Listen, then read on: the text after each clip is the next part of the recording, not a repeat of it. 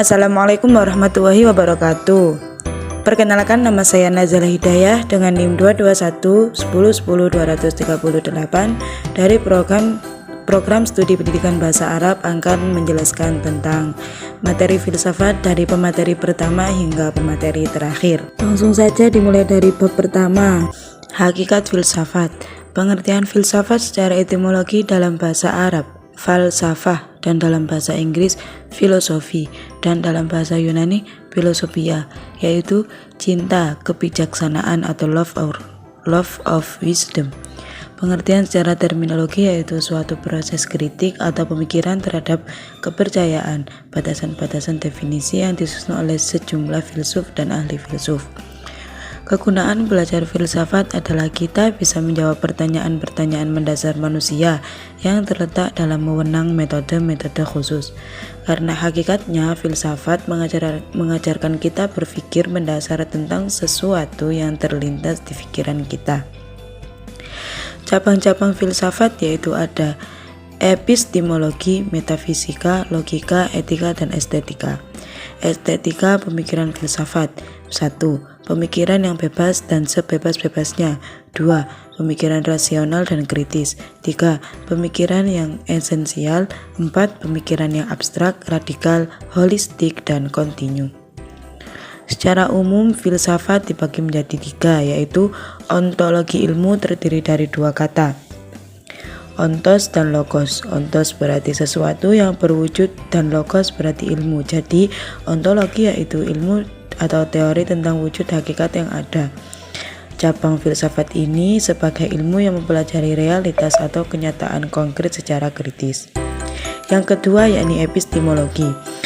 Epistemologi ilmu adalah ilmu yang membahas tentang pengetahuan dan cara memperolehnya. Ini adalah cabang filsafat yang membicarakan tentang cara memperoleh pengetahuan, hakikat, dan sumber pengetahuan. Yang ketiga yakni aksiologi ilmu. Aksiologi ilmu adalah cabang filsafat yang membicarakan tentang orientasi atau nilai suatu kehidupan. Oke, yang kedua yakni ruang lingkup filsafat. Ruang lingkup filsafat adalah segala sesuatu lapangan pikiran manusia yang amat luas. Filsafat sebagai induk ilmu-ilmu lainnya, pengaruhnya masih terasa. Buktinya filsafat tidak mati tetapi dia hidup dengan corak tersendiri, yakni sebagai ilmu yang memecahkan masalah yang tidak terpecahkan oleh ilmu-ilmu khusus. Namun, filsafat tidak termasuk ruang ilmu pengetahuan yang khusus, dan filsafat objeknya bersifat tidak terbatas. Dalam filsafat banyak metode-metodenya, yaitu diantaranya metode perenungan, metode kritis, historis, sistematis, transendental, dan metode analitika bahasa. Yang ketiga yakni perbedaan dan hubungan antara filsafat, ilmu, dan keagamaan. Konsep filsafat berarti kebenaran atau kebijaksanaan, sedangkan filsafat ilmu merupakan bagian dari epistemologi yang secara spesifik mengkaji hakikat ilmu pengetahuan ilmiah. Hubungan filsafat, ilmu, dan agama yaitu persamaan ketiganya bertujuan setidak-tidaknya berurusan dengan hal yang sama, yaitu kebenaran dalam bertindak. Dan perbedaan antara ketiganya yaitu dalam filsafat mencari kebenaran secara radikal mengakar, sistematis, dan ilmu pengetahuan mencari kebenaran dengan menggunakan metode penelitian, pengalaman, dan percobaan. Hubungan filsafat dan agama. Kontribusi agama terhadap kehidupan manusia berbeda dengan filsafat dan ilmu pengetahuan. Bila ilmu pengetahuan menolong manusia untuk memecahkan masalah dengan berbagai penelitiannya, dalam agama memberikan jawaban terhadap segala hal yang tidak dapat ditembus oleh filsafat dan ilmu. Ilmu dipandang dari kacamata agama adalah mengemban misi untuk mencapai kesejahteraan manusia baik di dunia maupun di akhirat nantinya. Yang ketiga yakni filsafat barat klasik dan alirannya. Filsafat barat muncul di Yunani pada abad ke-7 sebelum Masehi. Dalam filsafat barat klasik ada beberapa tokoh yaitu Socrates, Plato, dan Aristoteles. Ciri-ciri dari filsafat barat yakni ilmu pengetahuan masih bersifat umum, masih memikirkan asal-usul kehidupan, masih ada perbedaan pemikiran antara filsuf satu dengan yang lain. Aliran-aliran dalam filsafat barat yaitu rasionalisme, empirisme, fenomenalisme, positivisme, idealisme, intuisionisme, eksistensialisme, dan nihilisme. Selanjutnya yakni filsafat barat masa Renaissance dan modern. Renaissance berasal dari bahasa Perancis yang artinya kebangkitan, kembali kemunculan. Renaissance telah membawa hidupnya kembali ke pengetahuan, filsafat, dan perubahan di berbagai kehidupan ini, sehingga para sejarawan menganggapnya sebagai awal zaman modern. Zaman ini sering disebut dengan zaman humanisme karena abad pertengahan manusia kurang dihargai sebagai manusia. Latar belakang munculnya Renaissance yakni kondisi sosial, kondisi budaya, kondisi politik, dan kondisi ekonomi. Dampak positif dari Renaissance adalah terbentuknya masyarakat perdagangan yang maju, melahirkan tokoh-tokoh pemikir, melahirkan ahli sains, dan perubahan munculnya kaum bourgeois yang dapat menyaingi kaum bangsawan dan gereja. Dampak negatifnya yakni terjadi kebobrokan moral, segala sesuatu yang dilakukan secara individu dan berdasarkan materi. Tokoh penting dalam masa ini yakni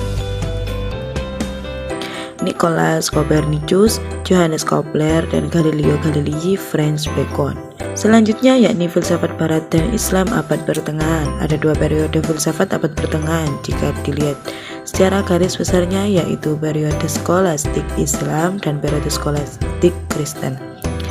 Ada 5 masa periode skolastik Islam, yaitu periode kalam pertama, periode filsafat pertama, periode kalam kedua, periode filsafat kedua, dan periode kebangkitan. Ada 3 masa periode skolastik Kristen, yaitu masa skolastik awal, masa skolastik keemasan, dan masa skolastik akhir. Dilanjutkan dengan idealisme, realisme, rasionalisme, dan kritisme. Idealisme adalah suatu pandangan dunia atau metafisik yang mengatakan bahwa realitas dasar terdiri atas atau sangat erat hubungannya dengan pikiran dan jiwa. Jenis-jenis idealisme yakni idealisme subjektif dan objektif. Konsep filsafat idealisme yakni metafisika idealisme, humanologi idealisme, epistemologi idealisme, dan aksiologi idealisme. Dilanjut dengan realisme. Realisme adalah aliran filsafat yang bertolak belakang dengan aliran filsafat idealisme. Realisme berarti anggapan bahwa objek indera kita adalah real.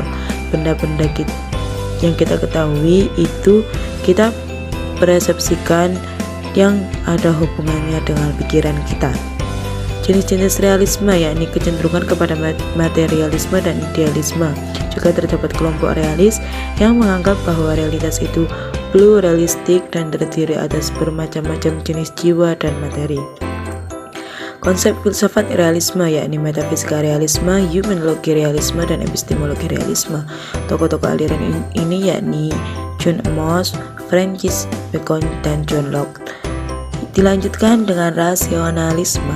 Rasionalisme adalah paham filsafat yang mengakari bahwa akal adalah alat terpenting dalam memperoleh pengetahuan dan mengetes pengetahuan. Tokoh-tokohnya yaitu René Descartes, De Spinoza, G.W. Leibniz. Dilanjutkan dengan kritisme. Kritisme adalah filsafat yang memulai perjalanannya terlebih dahulu, menyelidiki kemampuan dan batas-batas rasio. Kritisme merupakan bagian dari filsafat modern. Tokoh-tokoh di dalamnya yakni Immanuel Kant. Menurut Immanuel Kant, pemikiran adalah menyatukan rasionalisme dan empirisme menjadi fenomena baru. Menurutnya, manusia adalah dalang dari sesuatu yang membangun dunianya sendiri. Sekian penjelasan dari saya, kurang lebihnya mohon maaf. Wassalamualaikum warahmatullahi wabarakatuh.